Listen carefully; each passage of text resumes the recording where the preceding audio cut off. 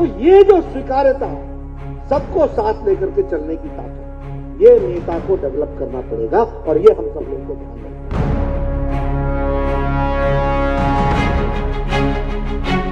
तो दिखाने में आपने भी उनका फोटो साथ साथ दिखाकर सोचा कि दिल मिल गए हैं, और दिल इतने आसानी से नहीं मिलते हैं। हिंदुस्तान में जनाब चुनावी माहौल चल रहा है और अब जब मौसम बदला है तो जाहिर है नेताओं के चेहरों पर भी पसीने आ रहे हैं। गर्मी बढ़ गई है, मौसम का पारा तेजी से बढ़ रहा है और हिंदुस्तान के इतर अगर बात राजस्थान की करें तो यहाँ भी अब विधानसभा चुनाव का करीब करीब सेमीफाइनल ही चल रहा है।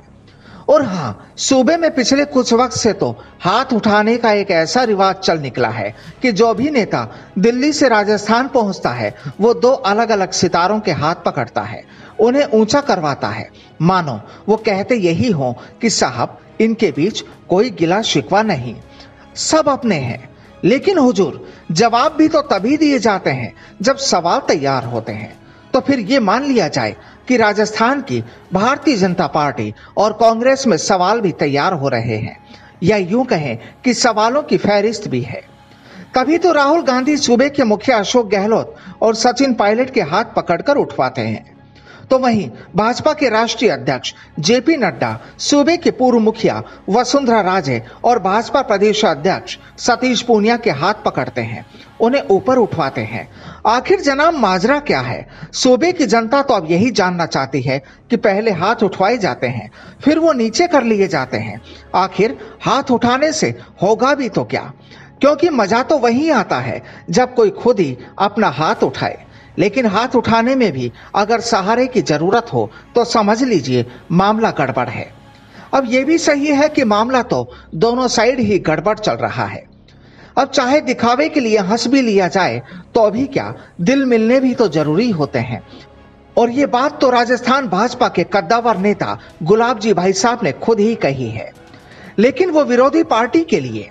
लेकिन कटारिया साहब अब क्या कहेंगे? क्या ये मान लिया जाए कि हाथ उठाने से दिल भी मिल जाते हैं? कि कुछ चीजें दिखाने की होती है और कुछ चीजें करने की होती है। तो दिखाने में आपने भी उनका फोटो साथ साथ दिखाकर सोचा कि दिल मिल गए हैं, पर दिल इतने आसानी से नहीं मिलते हैं, क्योंकि जो गांठें पड़ी है ना वो इतनी गहरी है।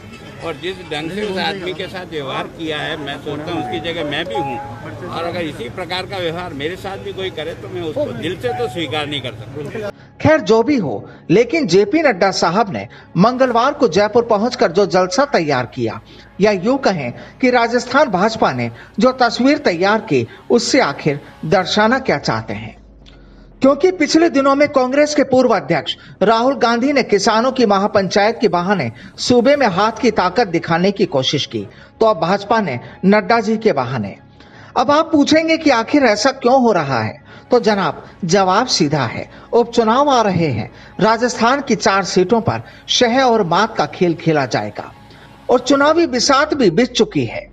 अब ना तो भाजपा चाहती है कि यहाँ उसका कमल मुरझाए और ना ही कांग्रेस चाहती है कि उसका हाथ नीचे हो जाए।